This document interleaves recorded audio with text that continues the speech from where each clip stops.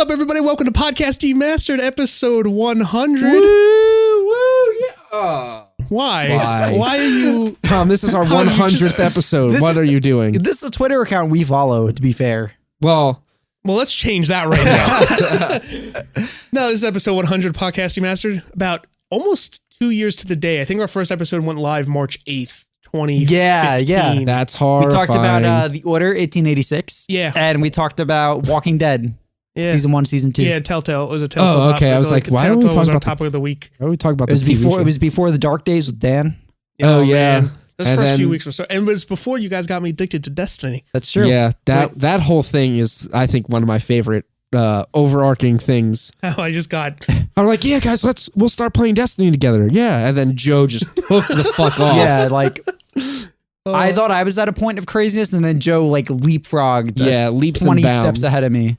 I saw the new trailer they put out today for their Moments of Triumph. Aren't they doing a Watch it. live thing? Yeah, this Wednesday. There's a I'm countdown. dead set holding on to not getting back into Destiny until Destiny 2. Yeah, I'm good until I watch the live stream on Wednesday and I see I'm like, oh my god, I need to get into it. Probably play the old raids again, like I predicted. I might get into prediction right this year. Just saying.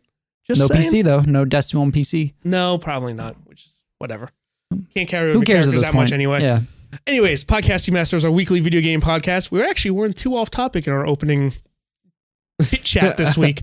I'm your host, Joe. As always, I'm joined by Charlie, Hello. who I can stare right into your eyes this show. You can. I switched up the table. Episode 100. Upgraded the technology, downgraded the table. yeah. We need to. I need to get out of. I need to get to IKEA and get another piece of plastic. And Tom. Hey. Oh. Ooh. That was weird. I'm used to something so outrageous, nasty, or downright. Take that dick cheese right off, Oh, spin there it we off go. real good, and There put we it in a go. blender with a hard-boiled egg, and boy, you got yourself a milkshake going. Oh, Tom is a character. Anyways, we start every single week talking about the games we played. Scrape it right off, like right under the grundula, That's the taint area. God, why?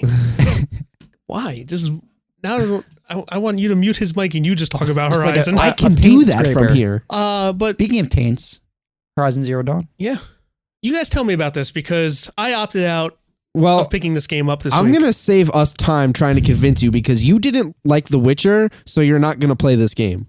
But I heard it was a lot like Far Cry. It I love is. Far Cry. It is a lot like Far Cry, but In the way it also looks, does. I'd say. I'd say also in the way it plays and the See, I way didn't play the it. crafting mechanisms work, especially. But I know you in particular don't like the thing where you have a ton of objectives on the map at once.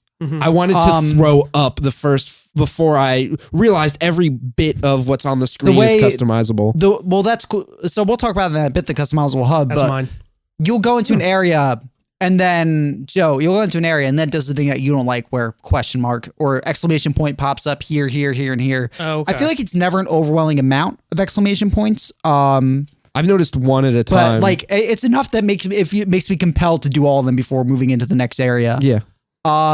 Damn, Horizon is a really good video game. Like I knew the game was going to be good. I wasn't expecting to get hooked the way I did. I hit 23 hours yesterday and I'm level that's crazy. level 40. I just hit level 40. I think I'm like level 10. I've got like 6 hours in and I spent a lot of time just walking around and looking at stuff because one of the first things I noticed was like, it's so sharp and it's so everything is so detailed that it's like, I had to get used to looking at this game because it felt weird. It almost feels like a bit much for your eye. Yeah, like, exactly. You know what I'm it's saying? overwhelmingly beautiful and like filled I know with that detail. sounds like we're using No, hyperbole, but but it's like weird. I've seen videos of it. there's a point where it's like you doesn't almost do it get justice, distracted by all the stuff on the screen because Yeah. you're not I don't know what used the to fuck to everything look at. looking that good. Yeah. I said in a text message, but the fact that the game looks the way it does and runs the way it does, being an open world on a PlayStation 4 is fucking incredible. Yeah. Well, how does it look on your 4K TV? It looks amazing. Because everything I heard about It- this game pre was that this is the game that if you have a pro, like this justifies It's up there it. with Final Fantasy 15. I actually think they're on the same level. Okay. But it looks amazing. The HDR is really good. I feel like I'm not noticing it as much as I noticed it in FF15, but definitely when you turn it on and off, you do see the difference. And that could just be my TV. Maybe my TV uses some weird form of HDR that's not nearly as noticeable. But yeah, no, it runs at a checkerboarded 2160, so not native, but everything is just so crystal clear. Like the image quality is ridiculously good. Then combine that with how good the game looks already. It's a wonderful looking game, and it runs like, we make the joke rock solid 30 frames per second, but it runs so well because hitting 30 frames per second isn't about just hitting 30 frames per second. It's about making sure the frame pacing is up with it too. And it runs just incredibly well. Like I haven't noticed the only place I noticed a frame drop was in a house somewhere. Okay, that's interesting. It's like the only weirdly framey house in the game. But yeah, for the most part, in the Matrix. it looks incredible. My TV does a weird thing though. And I don't know what it is with my television, but sometimes, or you notice a lot when you're moving, but when you're running and you look closely at Aloy or any of the moving bits around here, notice kind of like a shimmer, like around the moving bits. Like a halo or something? Like a blur, like a blur or a is shimmer this all around the time? them. Or like when you're in the cutscene talking it's all thing? the time, like when you're moving. It's not super noticeable, but it's noticeable enough to where I did. I want to see that. And it could just be my TV. It could just be like whatever, something's up with my TV or my TV just, I don't know. But it's not noticeable enough to ruin the experience. Okay, it's a stunning looking game and definitely one of the things that has justified my PlayStation 4 Pro. That's good. So I Redboxed it. I didn't buy it, but I'm going to buy it. I'm going to bring that thing back and I'm going to buy it tonight because it definitely, I talked about it last week of like, it has to like really pull me in those first few hours. And that's how I like deciding my purchase that way. Yeah. Like just dropping, $3 or $6 because it's 3 or 4 a day. How many days? And like, even if I don't get to drop 24 hours into it, I still want to support that because. Oh yeah, no, absolutely. It's like the same thing I felt with The Witcher where it's just. Yes. It's so beautifully crafted. They just knocked it out of the park. It feels like it's funny, like 2 episodes ago or 3 episodes ago, we had discussed open world games. And I had made the claim that the best open world games are games that make use of the open world in a way that doesn't just make it feel like you're running from A to B. Horizon does that really well, where the world is, not only is it beautiful, but there's a lot to see and a lot to do in it. Yeah. You could be running to an objective, which I usually do that because you do get the ability to fast travel later on. It's like beyond just having the packs. Yes, you can buy an item that makes it unlimited. Oh, okay. I find myself still at that point running or riding a machine to most objectives because that was really cool. Because I always find that when I'm on the way there, I see, I can climb up that mountain and there will be advantage up there, or there might be something to collect, or even sometimes and I feel like it's been such a long time since the game has done this. Sometimes I'll just see a landmark on the map and think that looks cool and go there because I want to see what's going on. Like you find those big, basically just devastated cities that have been rusted over for like the past 1,000 years. Those things are cool. Those are rad to explore. It kind of made me think of like this is the world after everybody dies in The Last of Us. Yeah. Right, where you get because of how colorful it was and it was really cool. I feel like we haven't seen a post-apocalypse or an open world like this where it is the post-apocalypse. And it's just like like I was saying before, like you're constantly seeing things that you just want to go to and you want to see what's up with it. You might want to go in a building, might find audio log, but more so you just want to see like what is that cool landscape. I think this might be the first game landmark out of 1,000 that has done audio logs that I even remotely give a shit about because they're really cool and like especially in a very like. Does it let you keep playing as you're listening to it? Yeah, you can walk around and listen to the log. Yeah, it does it the right way, but very early on in the game, you are basically in an area where there's no context to why things have happened the way they've happened, and you get very vague context clues through using your focus, which is basically the piece of gear on Aloy's ear, and they provide bits and pieces, very vague, but also kind of can point you in like, I guess this kind of thing happened. The thing I like so much about the focus is that unlike Witcher Sense in Witcher 3, where you had to hold it down the whole time to follow a trail or anything like that. It's a toggle. This gives you the option to go into focus mode. If you see a track, you can highlight the track, go out of focus mode, and the track will be highlighted. You can follow it that way. Okay, it's unlike Batman or Witcher, where you have to stay in detective mode or Witcher mode. Like you that seems to make sense at least. It's kind of got all the best important parts. things and then go out of it, and then just focus on the important things that you need. Charlie, you had mentioned before the customizable HUD. That's one of my favorite parts of the game because I was a little peeved. Like there's a lot of information on the screen. It was kind of scary at first. So I took away the mini map and the compass, and I made the rest of it dynamic. I think I just have the whole thing set to dynamic, or like the it's not customized. It's just the standard I shut one. the compass off completely. I don't mind that at the top. And I made it just so that like if I need to go somewhere, a point will appear like physically on the map, and I can just see it and run to it. Not on the screen. No, if it appears, it's on the screen. Yeah, it appears on the screen. You just kind of run in that. Yeah, you just run in that direction. I have it that way too. But then you can set it to dynamic, and I wish more games would do this. So like while you're running around or exploring, it won't have your health bar or your arrow ammo on the side. Okay. But then whenever you get into combat, those things you need to see will appear on the screen. That's pretty interesting that they put that And you much can set it customization however you into want. it. Yeah, because dude, if you look at that thing, it's there. Like It's just everything. I want to say like maybe at least 50% of what's on screen would be objective, sub-objectives, health. Yeah. It's crazy. It's a lot of shit on the screen, and I felt claustrophobic in the very few minutes. Another just joy in that game has been. Now there is a lot of crafting, and we had talked about that before. The crafting all feels great, intuitive, and eventually you do hit a point like the point I'm at now where you just know what your you need inventory is just always full. Okay. Because you're just finding so much shit. In fact, the only thing that's even not hard to find, but kind of annoying to find at times is healing plants. Yeah. Even then, for the most part, I've been relying on potions.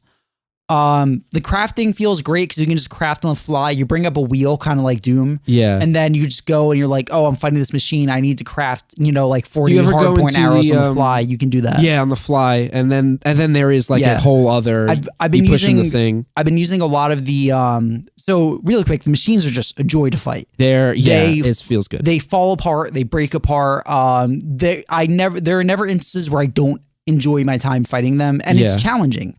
I would say the moment where I got the game killed like a fair amount of times. I'd say where it really clicked with me was when I was fighting the first I can't remember the name now, but it basically infects it corrupts that whole fight was so awesome. I felt like a fucking badass. When you basically one of the perks you can get is to slow down time as you zoom in with your bow, and you just feel like a fucking badass landing. So you use your focus, you see where the weak points are on this fucking robo dino, and you slow mo into you're using a bow. Yeah, you slow down. You're like, I got you, bitch. And you then let go and you fucking nail it. And then you're the fucking you slay shit in that game. And it's awesome. You get to points. So did you get the hardpoint arrows yet? I don't think so. Once I just you have get fire those and are standard. specifically for tearing all parts of machine. Once you get those and you're going off against Thunderjaws and Ravengers and Stormbirds, it is so satisfying. Now, I've killed like maybe 5 or 6 Thunderjaws so far. It is so satisfying to knock off the shoulder-mounted gun, go and grab that, and then use it against it. That sounds pretty awesome. And eventually you feel like a badass. You do unlock the ability to... Now, I've done all the cauldrons. And just last night, I finished doing all the hunting trials, so I earned all the blazing sun marks. Eventually you unlock, by doing all the cauldrons, you unlock the ability to like basically override every type of machine. Okay. So it's satisfying to go into a battle, say, oh, there's like 3 Ravagers over here, a Thunderjaw, and then some Snapmaws. I'm going to take over 2 of the Ravagers, help them like get them to help me turn the tides a little bit. And it's such a cool ability. Like it's so like empowering to just be able to like turn the machines against each other and use them to help. I'd say by the time you learn each of these another one. individual layers, like starting with like basic health, like just the berries, and then they layer on the fighting, and then they layer on the machines and how you can use the machines. And by that time, and because they're all so intuitive, it feels great to play. Yeah. The controls are great. Yeah, no, rolling around feels responsive, and eventually on the skill tree. So there is the way you level up is basically like whenever you level up, you get like a skill point, and then you have not a big skill tree, but like there's 3 options. Yeah, 3 trees, and you basically just want to fill all those out. Yeah. It's not as in depth as I'd like it to be. I was actually hoping for something a little more like The Witcher that something just had like a little. You could run out of points, or like you could really spec in a way you wanted to. But the game is meant to be played a certain way. You kind of can just get everything, but eventually you turn into a fucking boss. One of the abilities you unlock, and it's been so helpful, is a long roll, where if you hold circle, you do a longer roll. Okay. And when you're fighting certain machines, it is extremely helpful. That sounds awesome. Are you kind of like semi-invincible when you're rolling? No, but it's like but a it gets dodge. you out of the way I wasn't faster. sure like if it was like a Dark Souls and thing. then you where- can lock like a longer focus, so you have more time to Okay. get shots off in slow motion. That's cool. I have a question for you guys. Yeah. How's the story? I like it so far. I haven't. I'm was curious what % of the story you've actually So done in here's your the thing. 23 hours. I've unlocked the full map, and you basically the way you unlock the full map is you have to go to find the tall necks. They were shown in the trailers. Mhm. You go on top of them. It basically acts as a Ubisoft tower, and it Yes. clears out the It section acts of as the a map. Ubisoft tower. It does. That's its purpose, and then it clears out. Trust me, I'm using that term later too. So It clears out that the fog of war off the area of the map.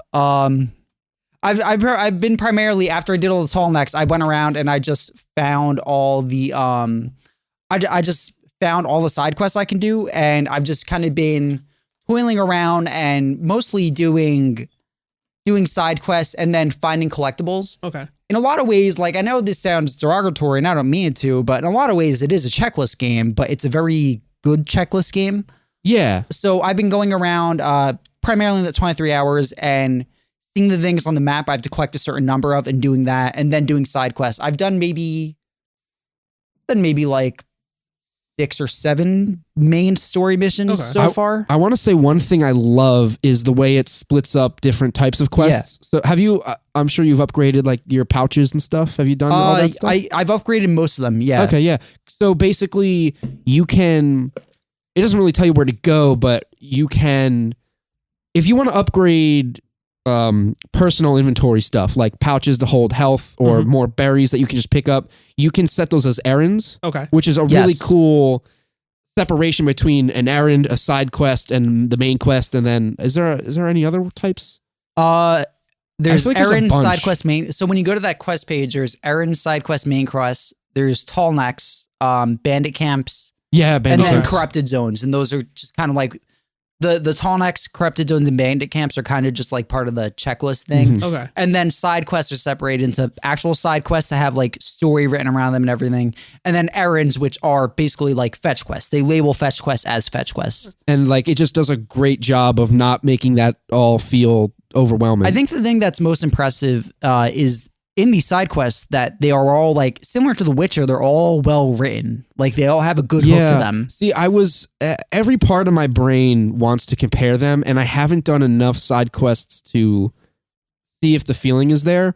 But one of the things the game is kind of I'm trying to think of what the word is, but basically this game has to do a job that The Witcher kind of doesn't have, because not 3 was the third game in the series, Yeah. and there's books and all that nonsense, but establish its lore. Yeah. And I kind of didn't want like sitting through all that because it didn't get fascinating until like, so the beginning, it literally, it's cool because like when you first put in the game, it plays a cutscene and then you go to the like start new game Okay. and you start from there and you get stuff. I'm like, okay, I'm playing as a kid. When does the cool shit happen? That intro is a And- little slow. Yeah, it's a little slow, and so I kind of hated that it had to do that, but I feel like the payoff is going to be freaking awesome. Yeah, because and it's really, really cool. Aloy herself is a great character. Yeah, like yeah. Ashley Birch, I think, does the voice for her, and she did Chloe in Life is Strange. Okay. Oh wow, really? Yeah, so she's incredibly likable, and her quips, especially in side quests, and what she has to say about characters is always interesting. Yeah, she's usually always funny. kind of saying something. Yeah, she's a little sarcastic. and like even just in the like if it's raining, she's like, "Oh, this is going to take forever to get out of my braids. Yeah. This is going to take forever to get out of my braids." Now, actually, so I sent that on Twitter that because talking about Yeah. Horizon, Switch, and everything, and we got a few tweets, but the first one I want to bring up because you started bringing up the voice acting is from Stu, friend of the show. He tweeted at us saying Horizon Zero Dawn is one of the best games I've played in a while. The VO for Aloy, Ashley Birch, is fantastic, but he has a problem with some of the other ones. He thinks the voice acting the for side the characters are side really bad. dudes is The side terrible. characters are hit or miss. I thought Ross was very good. I think the matriarchs are like entertaining and kind of how different I don't they think all it's are. those that are the problem. It's like anybody else that you kind of walk into kind of feels like like movie actor, like Yeah. not good at delivering. It's still serviceable enough, I think. It's kind of this was another point I wanted to make about just another comparison between The Witcher and this game is that I guess I could kind of leave it with The Witcher because they all had a thick accent and they kind of felt like they were all placed in the world. Yeah. But everybody in this game has like America. There's like hello Aloy. Well, Can it you go is- into the forest for me today? And then you talk to the women, and she's like, hello, Aloy. Can you go into the forest for me and do this errand? And they all just Aloy, kind my of sister is dying. Yeah, exactly. Please like, get her some herbs. I have broken my leg. It's a good thing you have arrived. Well, to be fair, the game takes place in Colorado. You know what I mean? Sure. I mean, I guess I didn't know that. That's not a spoiler. Like, No. I'm saying like I didn't like. I was. Yeah. It's funny because I was thinking. I'm like, I wonder where in America they are. no, that is Colorado. Like, you find That's kinda landmarks and funny. everything. It's pretty cool. But still, nobody has an accent in that game, or everybody has the same accent. I can't tell. It's kind of like I can't tell that we have an accent because Yeah. we're from New Jersey. Jersey. That was me. That was That terrible. was you, Jersey. Joe. But yeah, that was something I noticed. I just felt like even though there's like different ethnicities, Yeah, they all everybody has blends. the same exact inflection in their voice. Yeah. But yeah, I mean, the main quest, like, I feel like it's all really well told so far. Like, I've gotten to a few points where, like, I've met more interesting side characters, and like some of the characters you meet in the main quests are just really entertaining. So did you get into the Karja territory yet? I had just left. Okay. So basically, when you walk, I forget what the name of it's called. did you go into like the great off part of the world yet? Yeah, basically, I'm just trying to. I was anointed seeker, and I had the thing busted in the gate, and I left, and I went through the gate, and I talked to the son of Sona. Oh, okay. So you're not at a point yet. And so I've been roaming around that relative area. Yeah. So once you get out of there, like, I feel like the game like keeps you in that relative area for a while. But once you get out of there and you realize just the vastness of this game and the vastness of locations and variety in locations, it's kind of mind blowing. And the point I wanted to make was to what Charlie said. I think this game is very impressive because games like The Witcher and even the Elder Scrolls at this point, and a lot of other open world RPGs, Fallout, they all have years of lore to base themselves off of. They're these massive open world RPGs that have had multiple games of series, and they have lore they can go back to and reference, and they have like somewhat of a lore Bible built. I think it's so impressive what Guerrilla did with this game because they essentially built this giant, massive world, filled it with tons of interesting lore and tons of interesting things happening, and then made a fantastic open world RPG that can sit up there with the likes of The Witcher, with the likes of Elder Scrolls. I think that's the most impressive thing to me is that, like, if you had told me that there was Horizon supplementary material that came out before this, like a book or something, I would totally believe you because some of the lore is that deep. It's crafted well, like the whole vibe and the whole lore is just it was impressive to see them pull it off on the first game. I'm so excited for you to get out of the area because you're gonna hit some areas and vistas that are just stunning. Yeah, like you're gonna look at that and say, how is this a thing on PlayStation 4? Because I've done that so many times. Actually, I thought this was really funny. So the game makes my PS4 loud, and I'm like, all right, that's understandable. This is a fucking very intensive game. The thing that makes it the loudest is it has a really cool world map where it's like 3D. Yeah, it's like layered topographical. It's layered in 3D, and you can see you can kind of see mountains and hills. Yeah, you can see it. mountains and sea level stuff, and it's kind of imagine Skyrim's map, but exactly from the top. Yeah. There are certain Less areas animated. on that map where if you look at it, my PS4 is just like, like it sounds like it's going to take off and fly out of my room. I guess because there is so much going on that map, but no other part of the game makes Just it that that. loud. But the world map makes it sound like it's gonna blast off into the atmosphere. That's kind of funny. But yeah, I did not expect to just get sunk in this game the way I did. And I know. I'm scared of that. Because I can't. But whenever I sit there for like more than an hour, I feel a little guilty. Like I should be fucking reading a book. I finished a paper today, but I should have finished it last night. And last night, my intention was to sit and finish it all night. But then I turned on Horizon with the intention of playing for maybe an hour, and that turned into 6 hours. Yeah, damn, it's it's a good fucking game. It is. And we have the best problem right now. There are too many Nier's coming out tonight. Nier's getting really good reviews. I'm excited to play Nier. So I'm going to play Nier tonight.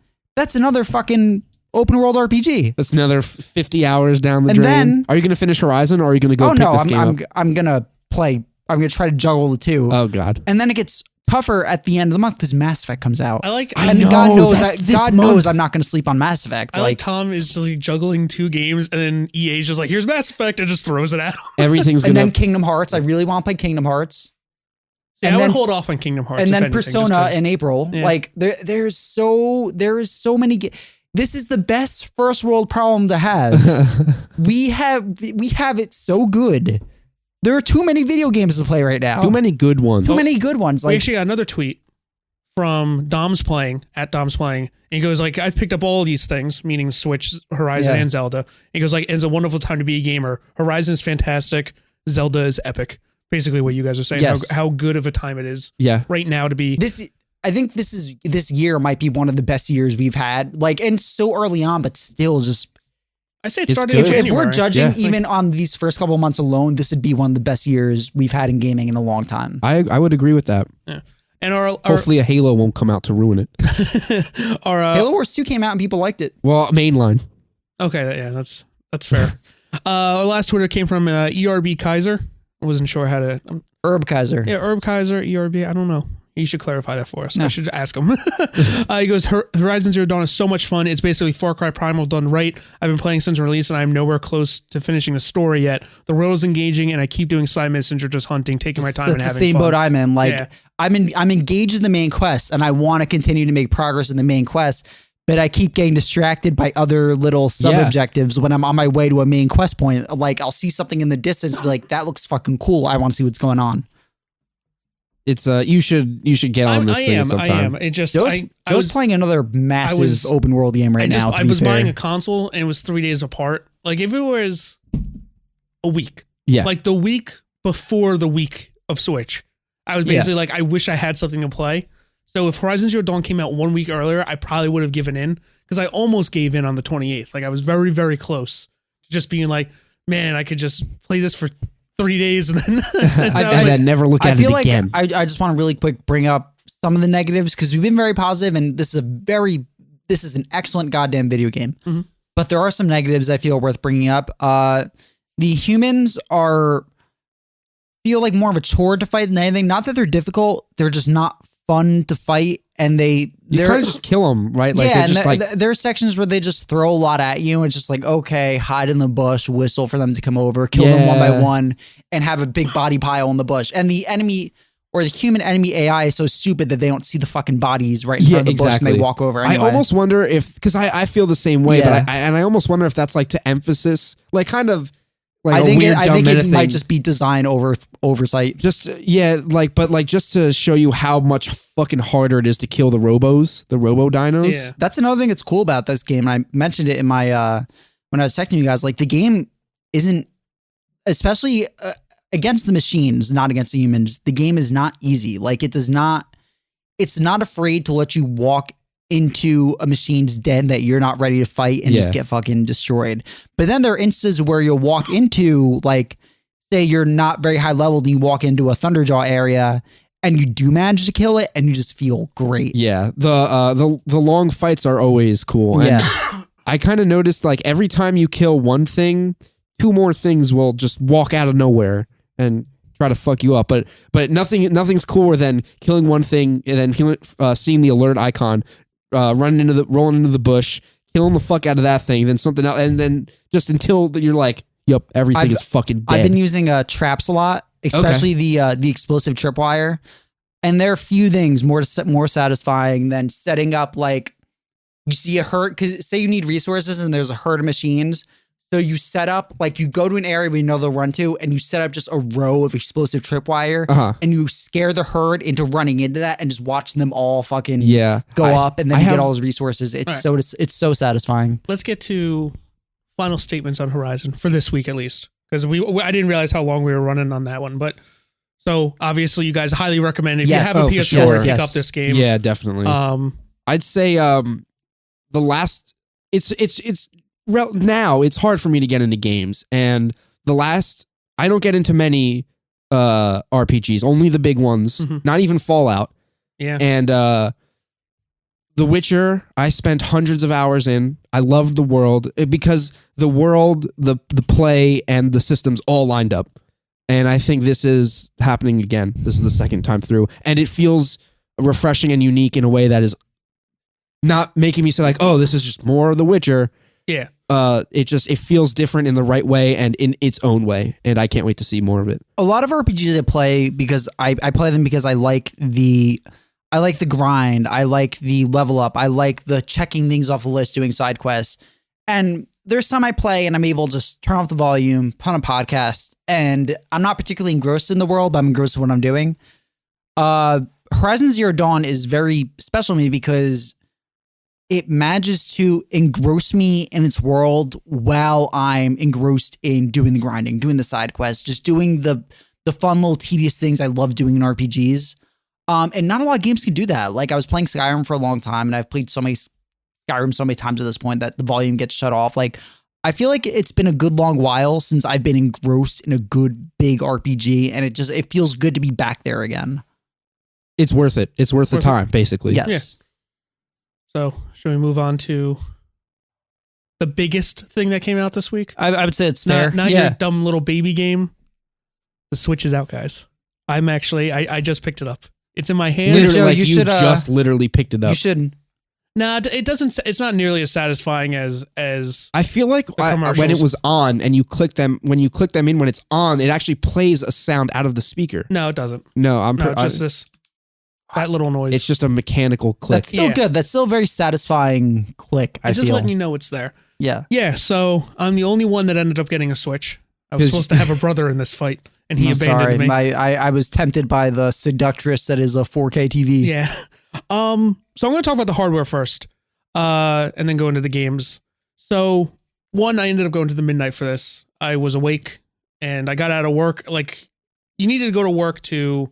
You need to go to GameStop to. Yes, you need to go to work. You need to go to work to pay for this. to go to GameStop to fucking spend money on this thing. This is basically just my mini GameStop rant for a second. So, stick with me here before we start getting into the actual Switch itself.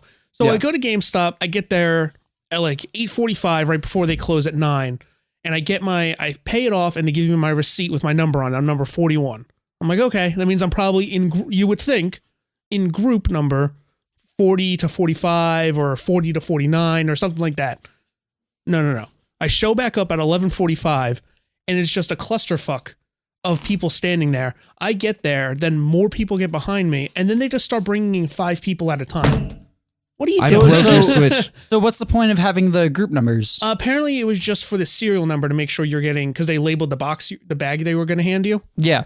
But so the people that were waiting in line just to not even pick up their pre-ordered one got in before anyone who actually pre-ordered it. Okay. It was just a weird system, and it ended up. I mean, it's not like you're going to lose out your pre-order anyway. No, Yeah. I know, but the fact is, like the guy behind me had the ticket for number 5, so he thought he was going in the first group. Yeah.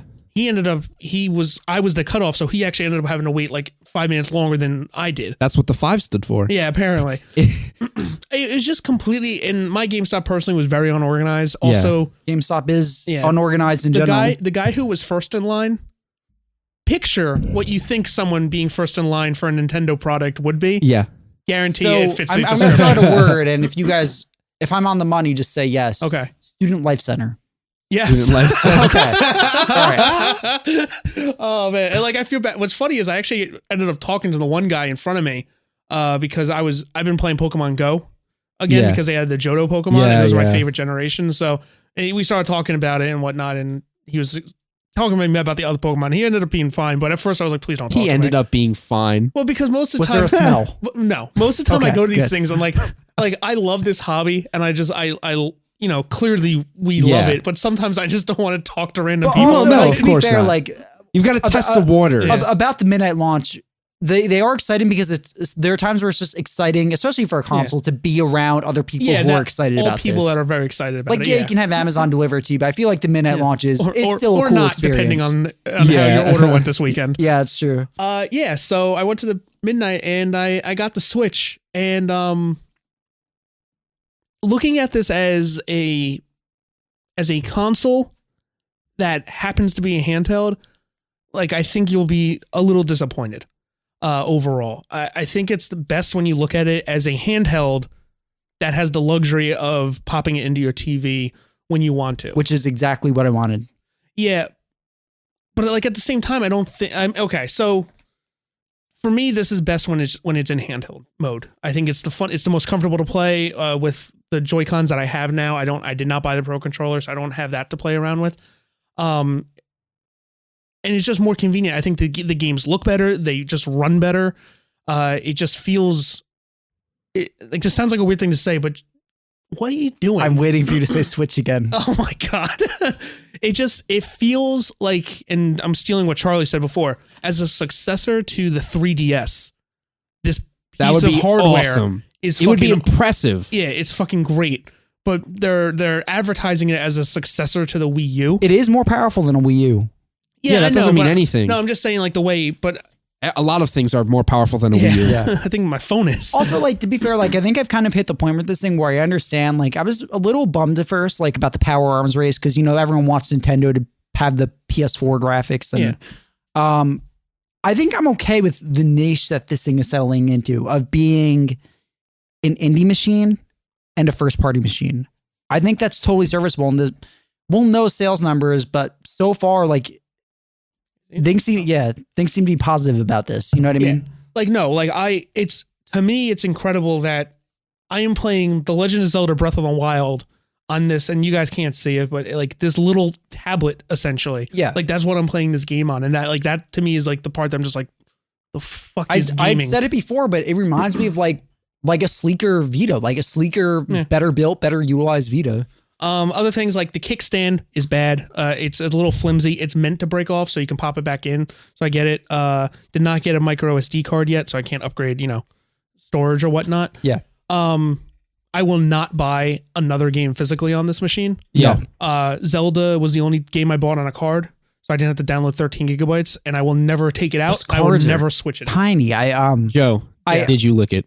No, I did not lick it. My friends wanted me to make a Snapchat, which I would have sent you guys too. Yeah. And I had it in my hand. I'm like, I don't think we need to encourage the people that Jeff Gerstmann has encouraged so far.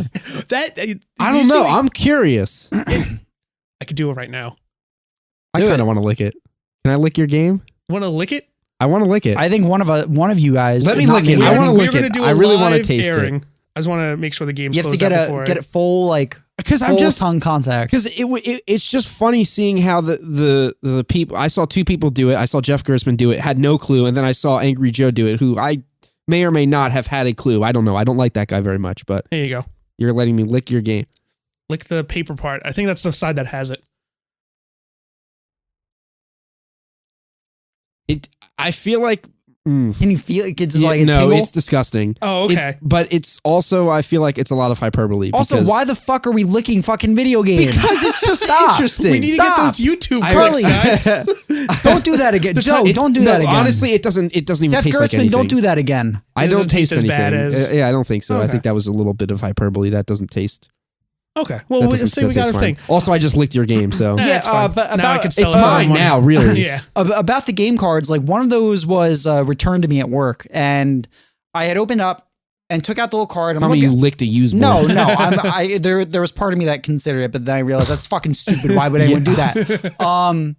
I'm kind of disappointed. But it's so small. Like, it's so tiny. Oh, yeah. And then I was that box is so big. I shook the little thing. I shook the game card, and you can hear like rattling in the game card. It's very yeah, concerning. That's the thing. But I don't know why you would buy physical for this. If you thing. are a grown adult playing this, like children, I get it. You're not, maybe if you buy this for your kids, you're not gonna let them buy stuff digitally. You're gonna buy the boxes seem like an incredible waste of plastic. Yes, considering what's inside of them. What I did was I took Zelda, had a nice reverse cover art, just flipped it. That's flipped pretty it that cool. way, put it on my desk. I'm like, all right, it's gonna stay there. But yeah, I'm not making the Vita mistake. I was gonna take the Joy-Cons off. Then because I'm still talking about the hardware. I'll get to you after. Okay. Give me a second. I just kind of like holding it. Yeah, so the Joy-Cons are kind of weird because like at first you at first they feel so small, but I don't know if it's Stockholm syndrome to the point where you kind of adjust to it to the point where you're like, all right, this isn't as bad, because I did not like it in the grip when I first put it in. I was like, ooh. I was like, maybe I should go buy the Pro controller. Having only like used those for a little bit to play snipper clips and then using them separated to play Zelda a little bit, I think I mean, first impressions, I actually think they feel totally comfortable. Yeah, see, I didn't have that first. My first impression was like, oh, I don't know if I like this. And after about like 30 minutes with Zelda, it fit in with me to the point where I was like, oh no, these are fine. It clicked. Yeah, it clicked, like the Switch clicking in. Yes, Joe. I played it. I played it all three ways. Like I said, I played it handheld mode. I played it with the Joy-Con grip, and I have what Tom just said. Also played it separately, which is goofy. Yeah, it actually so feels odd. totally fine though. I don't Yeah, know. like- I like it. It feels fine because you're just holding Maybe the I'm same weird. thing, but Yeah. like just It's just having weird to these have your things, hands this yeah. far apart playing feels the same wacky. game, like in unison controlling. It is weird. like I mean, unless you're getting like Like you're like really far away. like a job done. Yeah. I actually think it's gonna be really cool to see, like when AGDQ comes around this year. First of all, Zelda. Is Well, gonna you know, be, there's going to be a two player fucking under 30-second beat Breath of the Wild Yeah. with two people playing. No, Zelda's gonna be great for GDQ just because of the structure of that game. But Yeah, definitely. I can't wait to see, because you know it's gonna happen. The beat Breath of the Wild any percent, two people, Yeah, each using exactly. one stick challenge. Yeah, I can't wait to see that. It's gonna be insane. So the Joy-Cons definitely grew on me. I did not buy the Pro Controller, as I said. And then luckily I haven't had the desyncing issue. And I've played from far away from my Switch. I've played most of the time I'm relatively close to it, and it's not behind my TV or anything. Where some people are having that problem, Yeah. which, by the way, shouldn't be a problem. Like that's not. They were putting it behind their TV? Well, some people, the way they have it stand, because the HDMI cord that comes with the Switch is fairly short. Okay. So I guess if you're using that HDMI thing, that's the only place it would really fit into it. It properly. uses USB-C. Well, that's for USB-C, power, right? That's for charging. Yeah. So how is? I'm gonna go grab the dock really quick. I'll be right back. Okay. So as I was saying, so I haven't had that problem. I think the desyncing issue is a problem because I still heard people complaining about it. So that is definitely an issue. I'm just very lucky I haven't run into it. I haven't run into a lot of people were reporting dead pixels like immediately. Oh, that's funny. Luckily I don't have that. That's the kind of shit that kills me. Yeah, I know you. Yeah, Yeah. That would drive you insane. But yeah, overall, I'm very happy with just the hardware itself. I like the UI is extremely simple, like very straightforward. Nothing is overly complicated on this machine, which is another thing I really like. And yeah, so looking at the actual like I guess Switch dock, the dock, I guess, yeah, the dock itself. Like Tom was looking at it, and it is a good feature, like the little. Yeah, like wire organizer. Yeah, having something to organize. I wish more consoles would have something like now, that. granted, this is literally just a dock. Well, most consoles don't need it because where Yeah, yeah. this would be the other console, you know. Like where I feel like this has more chance of sitting out somewhere where you would be showing it, where most other consoles I feel like go inside like a TV stand and whatnot. I just I'm most impressed by the power of USB-C because HDMI out, 3 USBs are being fed by one port on a handheld, which is, I mean, USB-C is like the new standard port in general. I mean, like it now carries Thunderbolt 3 over USB-C. That's the thing. It's got a very high current. And that's the other thing. It charges so fast. Like I'll be at like 20%. I'll throw it on the charge, and I then just want to see how it feels when you slide this thing in there. I mean, it's very. You don't need a slide like. You have to push it Is down. it in? Yeah, it's in. No, it's that's in. it. Like It that's kind how of just falls. Yeah, it falls kind of See, into place. Then I would be concerned, like, say you have an animal or something and it runs An animal. and it does something like dumb animals do, and the machine falls down. Like, would that? Do you run the risk of where you keep somehow this? like Yeah. no? But I mean, like rapid, like putting in and taking out of a switch while it's on. Does that run the risk of like ruining it or breaking it? No, it was purpose built so that it is TV mode, and then you just rip it out. And like Yeah. that is the whole point. Yeah. Yeah, I mean, like I don't know, like animals and stuff. Mine is one. My dog's too old to be running around, I guess, but also like I've never had an issue of them bumping into any of my TV stands or anything. So Didn't one of your puppies pee on your Wii? I mean, that's when they were And puppies. that's why it's gonna break. Your Switch Yeah. is gonna break because that one time a puppy peed. Did that really happen? That's when my dogs had puppies, and That's my crazy. my mom put the Wii on the carpet, and the dog peed on it. okay. So yeah. So Otherwise, my Wii's usually not down there.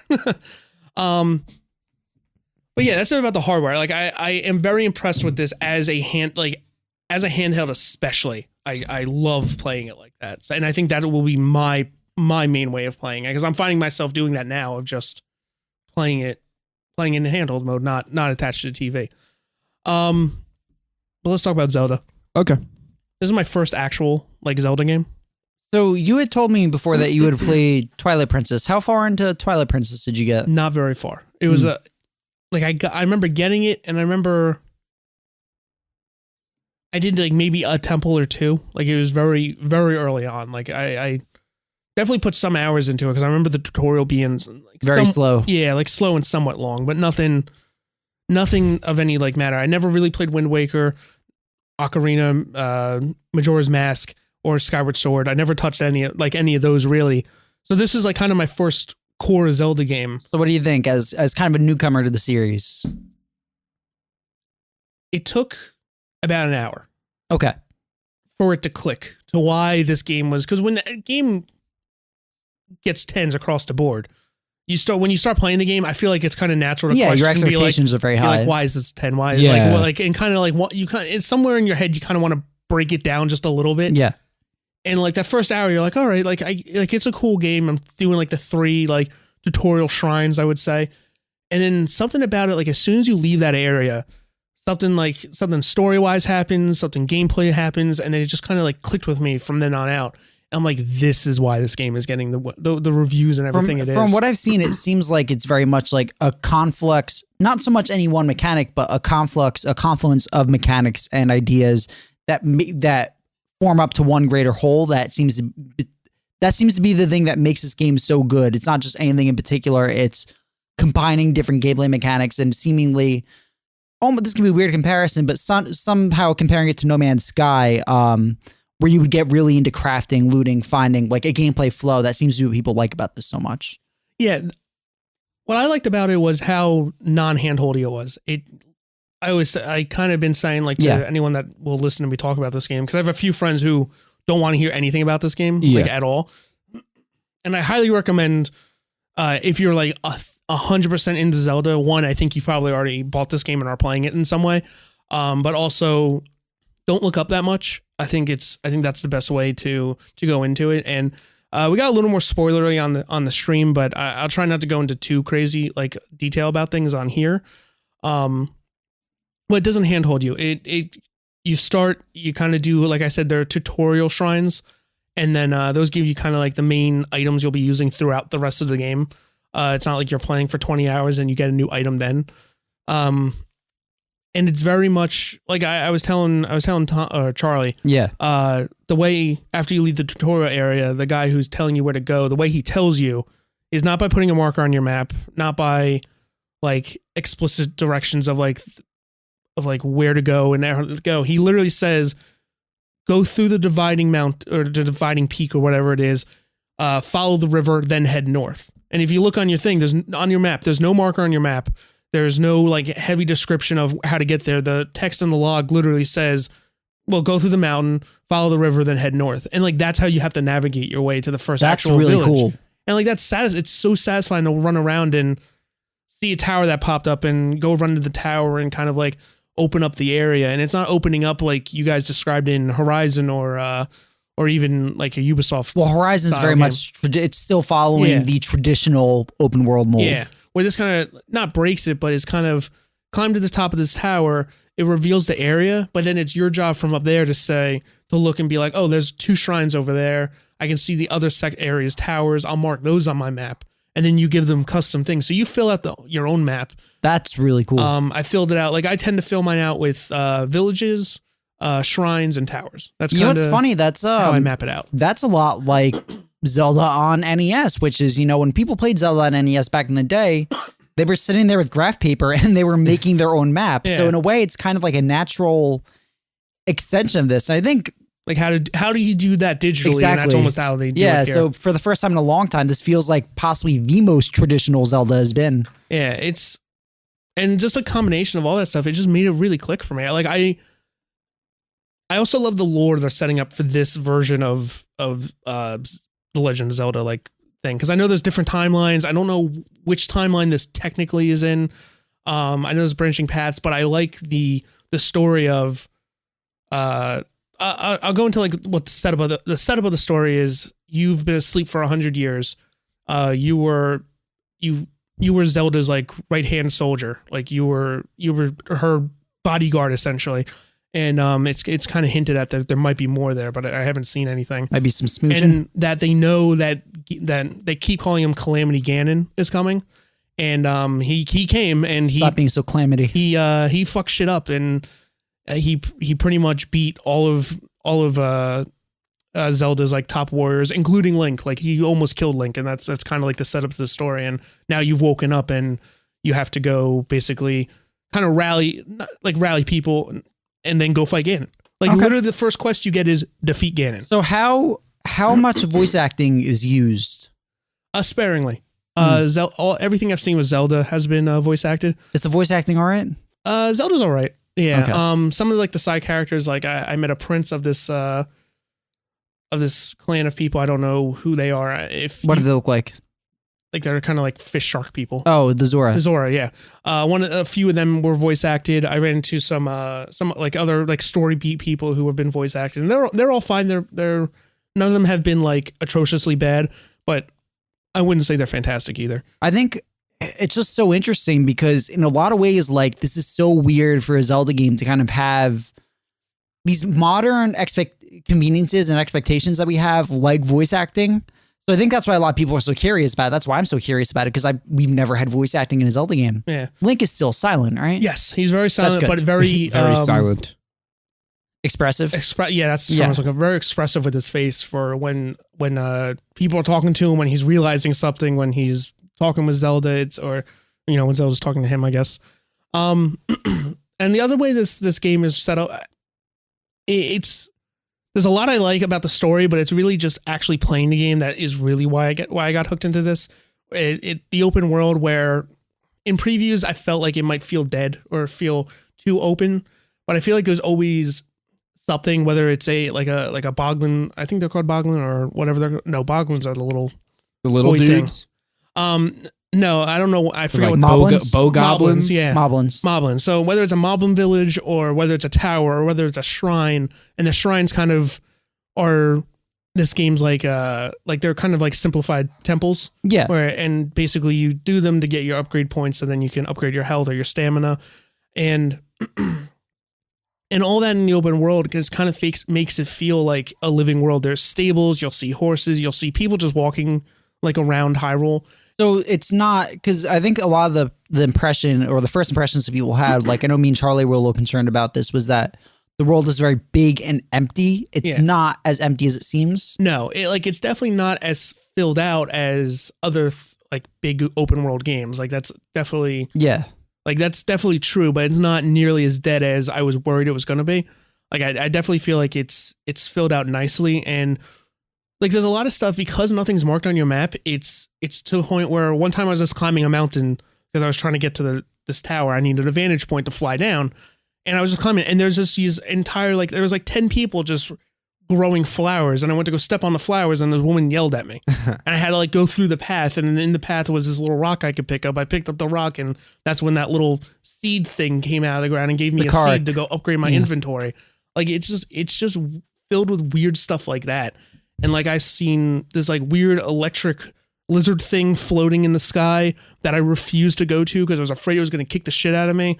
You can see the divine beasts like throughout the town or throughout the world. Like we saw one flying. So what are they? I was about to get into them. The divine beasts are kind of what this game's temples are. Okay. There's 4 of them, and basically they're the major ones you need to do to if you want to see the story, progress the story. I've done one of them. That's the one I was texting about last night, where I sat down and it wasn't overly complicated, but I just kept doing it to the point where, okay, that went by pretty quickly. And then it was an hour went by. I didn't even realize how much I had been doing. And do those end with a boss fight? Yes. End with a boss fight. How are the bosses? Well, I've only really fought one. Yeah. And I think I went into it slightly like overpowered, and I mean that by I had very strong melee weapons, and I had a lot of specialty arrows. So I had ice, fire, and bomb arrows, and I don't know if they were expecting me to have bomb arrows at that point, because the bomb arrows wrecked him very easily. So, I don't know. Do you guys have any questions specifically about this game? Yeah, I was wondering about the weapon degradation and how much of a hassle has that been for you? Because that's been my main concern with that game, is that system looked very like unintuitive and kind of unfriendly. Not a hassle at all. I pick up everything. As soon as I kill an enemy, I pick up their weapon. Like, that's how I've been progressing. Do you know how that extend? No, that might be a spoiler question. I was gonna say how that might extend to the Master Sword, but I don't know if you gotten to that point yet. Everything they've talked to and hinted about the Master Sword is that the Master Sword won't break. Just by the way I've gotten from cutscenes, nothing from reading online or anything. This is literally just the way they talk about that sword in the game. It's very much like that is the fucking sword. Is there any way to repair your weapons? Anything like that? No, you won't want to. I mean, literally, like I say, it sounds bad when you're thinking, oh, I'm going into this game that has durability issues with the weapons. I've never not had 5 weapons at a time. Like right now, I think I have 2 swords, an axe, and like 2 long poles. I think it's interesting because in a lot of ways, this game seems like Zelda crossed with a survival game. Yeah. And do you get that sense at all? I mean, kind of, because like, yes and no, because... Have you ever died because it was too cold?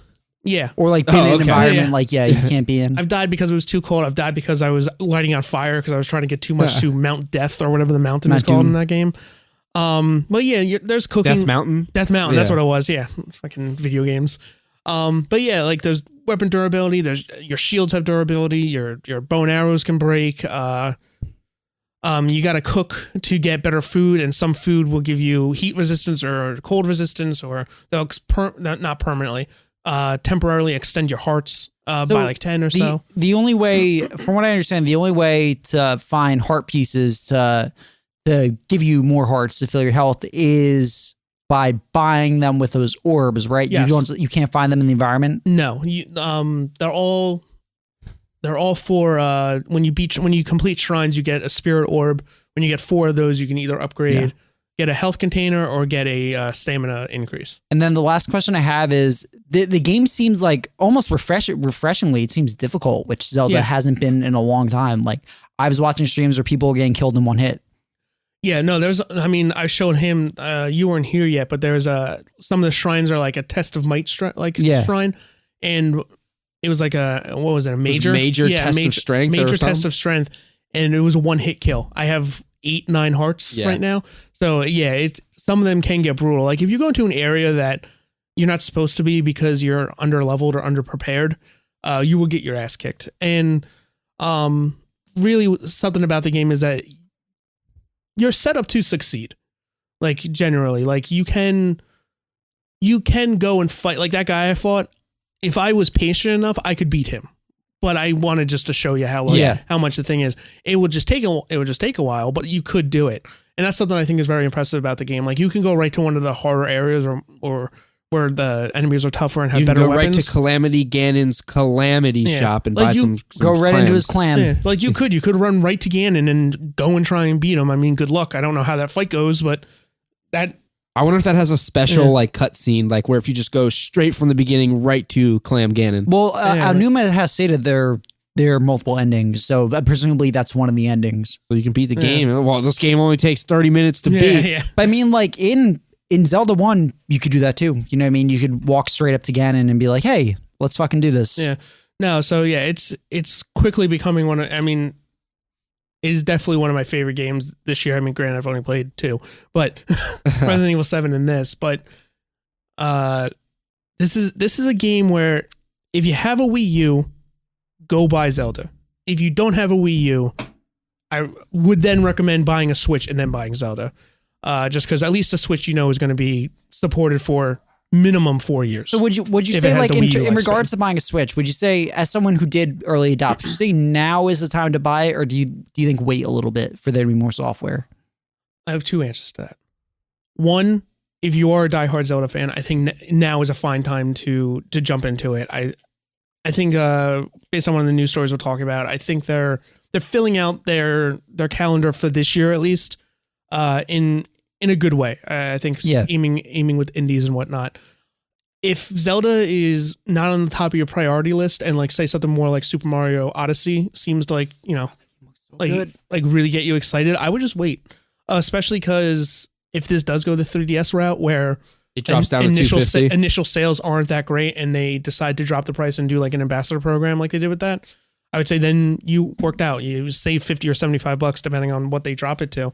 But what I'm saying, like, granted, I hope that this sells well, like really well. So then they'll continue. Early, I mean, it's so early to speak, but very early indicators seem to be that it's doing all right. The only sales that came out were from the UK, and it sold double what the Wii U did in its first weekend. Which that's something. Like in the same amount of time. So that's at least a positive note for Nintendo. Who knows? We don't know American numbers or anything. So other games real quick. I played Fast RMX. We played a little bit. That's more of a Wipeout F-Zero type game. It's fun. It's one of those things where I liked it a lot. Yeah, I was actually having fun playing it two-player. Yeah, like if you play Wipeout or F-Zero, you kind of know what's going on. It has a cool switch mechanic going between blue and like orange. Mechanic? I don't like you. Between blue and orange, and it kind of either carries your momentum forward or kind of drags you down.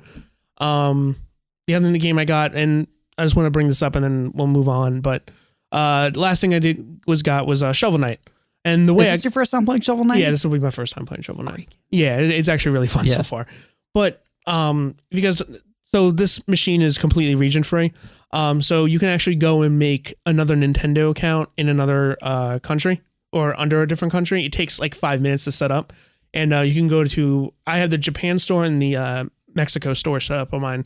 The Japan was to download the demo for Puyo Puyo Tetris. Just because I wanted to see how it played on here, and you're a Tetris freak. I can't wait to get the English version of that game. And then I downloaded the Mexico one because Mexico accepts U.S. credit cards, and Shovel Knight, the complete Shovel Knight package, which is $25 here, only cost me $12. So that's I cool. wonder if that's cool, but at the same time, I wonder if Nintendo's looking at stuff like that, and like, man, you're gonna get sued, Joe. No, but I wonder if Nintendo's looking at that and being like, did we make a mistake? No, you can do it on PS4 too. Oh, I guess you could hypothetically. You can I guess make a Japanese account and download Japanese games. Giant Bomb does that shit all the time. Or just like I mean, like paying like lower prices. I guess. I think the Shovel Knight thing was a fuck up. That's why it was there. So, I think I was reading. I think the NeoGAF thread got closed because I think it got fixed. Oh, okay. So I think I got in the ability to do so that. No, the ability to buy for $12. I think it went back up to regular price. That was just a fuck up. Somebody pushed in 12 instead of 25. Yeah, essentially, okay. yeah. That's I funny. really appreciate that this thing isn't region locked. Yeah, no, it's really cool. I downloaded the demo for Dragon Quest Heroes because I was like, oh, if I can somehow get it to English, that would be cool, but you can't. So I was like, all right, you're gone.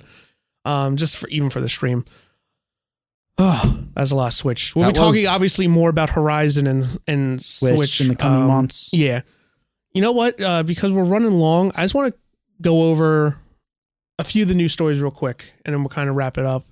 The first I want to talk about, because we talked about it, Nintendo on Tuesday had a direct. They were called Indies. Yeah. And they basically showed off how they're going to fill out their pretty vacant release schedule for the next few months. And the answer was independent studios making games for it. That's exactly what I said. The niche this thing has fallen into, which is great. I'm totally okay with this. It's an indie and a Nintendo first party machine. That's totally cool with me. So during the direct, 17 games were announced, and then they confirmed that over 64 indies are coming this year. Some of the ones announced include SteamWorld Dig 2. Ukulele is now been confirmed. This cool looking game called Goner, which is a timed exclusive. The reason I bring that up is because they were very careful with their wording with some of these, because then they announced Runner 3 as a full exclusive though. Okay. Like they were very careful to say timed exclusive for things, and this one seems to be an actual exclusive. That's pretty cool. Yeah, that's neat. And then there's something else called Wargroove. These are some of the standouts. Wargroove, it's a kind of an Advance Wars throwback. Stardew Valley's coming. It's going to be the first one to have co-op. That's the co-op is timed exclusive, right? Yeah, like it's launching with co-op, and it's kind of Has a coming out. feature ever been timed exclusive before? Who the hell knows? That's pretty interesting. Yeah. Yeah, like I kind of commented, it's kind of a very PS4 like strategy where this is how PS4 kind of filled out their first year, and I think it kind of helped in their favor because I remember that first year I did play a lot more indie Well, I think games. the indies are going to be the third party that is supporting the Switch. Like, I think just for technical reasons alone, it's going to be hard for third party developers to make a game that is optimized for PS4 Pro and Scorpio, runs on Xbox One and PS4, but then is downsampled to the point where it can run on a tablet. I don't think you're going to see that. But I do think that these indie games, these indie publishers, people like Devolver Digital, and Starbreeze and what some of the other ones. I think those are going to be the third parties you see filling out the Switch library. The only major And I think it can totally succeed on that. All they got to do is put Minecraft and Well, Minecraft's coming, yeah. oh, okay. And well, then all I need to put is I can't remember the name of the game. Undertale. Oh, Undertale, yeah. And then they'll just sell a billion of them. Ukulele too, Yeah, no, yeah, which I think that's gonna be a cool place to play that. yeah. Appropriate being given it's a Nintendo console. Damn, I bet The Minecraft heritage. would be a great Minecraft device. Yeah, because it will be. I am curious to see if like the upcoming Minecon has 1,000 of these Switches at it and just kids playing We'll see. Minecraft. That'd be on it. interesting. Oh, there was one more thing I wanted to say about it, but I forgot, so I'm going to move on. Outlast 2's release date was announced, coming out April 25th. That is good. The standalone game is going to be $30, and That is even better. They are releasing a retail version called the Outlast Trinity, and it contains the original, Whistleblower, and 2. Okay. I don't 40. know if I need to play that first game again. I No. want to say I beat it like twice. I'm Yeah. excited for that second one though. I'll probably pick that up. I can't wait. After Resident Evil 7, I'm like in the mood for more horror. You know, it's funny. I bought Soma and I've had it on my system for such a long time. The furthest I've gotten into that game is the title screen, because whenever I go to start it, I just like, I'm not in the mood to play it. I feel like I haven't been in the mood to play like a good horror game for a while. That And then game has a fantastic when I was in the story. mood, I was playing Resident Evil 7. You'll Yeah. really enjoy it. Yeah. You got to get past the start menu. I know. Push I start, damn gotta. it. I'll make it one day. And then before we get to the final one, Ubisoft announced some interesting news. They are making an Avatar video game. Not the first Avatar video game they made. No, which makes me kind of feel like this is just a bad contract they signed years ago, and they're like, "Oh, Avatar 2 is coming. Like, remember that game you have to make?" And they're like, I would say that, but then think of the studio they're putting behind it. "Yeah, okay." So this is where I kind of have. So the Massive is making this game, Yes. but then they also came out and said this is not going to affect Division 2. Like we're still planning on, our team is fully working on that. And I'm like, then how big is this team that's working on the Ubisoft game? I just feel like this is very much presumably it's gonna be using Snowdrop, which is a great engine. I'm not saying that I think people aren't, Pandora's gonna look beautiful in Snowdrop, but I wonder the announcement of Massive behind it has me curious as to if it's going to be a shared world type loot shooter similar to the Division. I mean, I think that could be cool, especially on Pandora, given that location. yeah, I just have. That first Avatar game wasn't terrible, actually. They had some pretty cool ideas. I want to say it used the Far Cry 2 engine, so it had like the ability to set fields on fire and everything. It was actually kind of a neat What a game. great ability. Well, no, like it was impressive for the I know. time. It just and sounds funny when it's like, and you could burn it fields. didn't light the world on fire, but it told No, like of its course own not. story unique to the Remember, film. that game and movie came out 8 years ago. Yeah. And we're Yeah. now getting the It sequel. told its own story unique to the film. Like it was actually surprisingly in-depth story. That game wasn't terrible. So like, And you could burn fields. color me interested, especially considering Massive is behind it. I don't know. I don't play many licensed games. Yeah, that's the problem. Well, I think we're at a point now where licensed games have been good. You know what I mean? Like we're not getting shit licensed games anymore. We're getting good licensed games. I think Ubisoft knows they can't just put out a shit licensed game. So I think that's why this is going to get some care. This is going to get some attention. And plus that sequel is like 2 years away. So it's not like they're... Yeah. But still. And last, before we wrap up, Xbox announced our new subscription service called Xbox Game Pass. Will allow you to have unlimited access to over 100 games starting this spring at a cost of $9.99 a month. Includes Xbox One and backwards compatible 360 games, and is a direct download service, not a streaming service like PlayStation Now. Hypothetically, you can buy an Xbox One, get EA access, get this Xbox One Games Pass, and never buy a physical game or never pay the money to buy a game. It's kind of like be they're fine. they're taking a stab at Spotify for video games. Actually, I think That's like literally exactly it. honestly, And I'm I curious think to see how it works. I think it's a neat idea. I think like I'm glad. I was concerned they were going to go the streaming route. I'm glad they didn't. yeah, that doesn't work well. This sounds almost similar to what PlayStation Now should be. Yes. Of course, if PlayStation Now offered like PS4 titles as well, but like the idea of a game service that is funneling out and giving you different games to play every month. I think Disney actually offers something similar. They offer a movie club thing where you're given like a few different Disney movies a month. I think it's a great idea personally. I mean, we'll see how it takes off. I know EA Access is taking off Yeah, on that thing. I EA think Access, this is I mean, gonna I have Origin. I mean, same shit. I just have it on the computer. be just as successful. Yeah, like I think that's great value. I think it's if you wanted to buy a console for your kid, you could literally just Do like you this. said, buy a cheap Xbox One, get those two services, and never have to buy them again. Yeah, and you Yeah. pay like what? Probably combined, that's like maybe 30 something a month.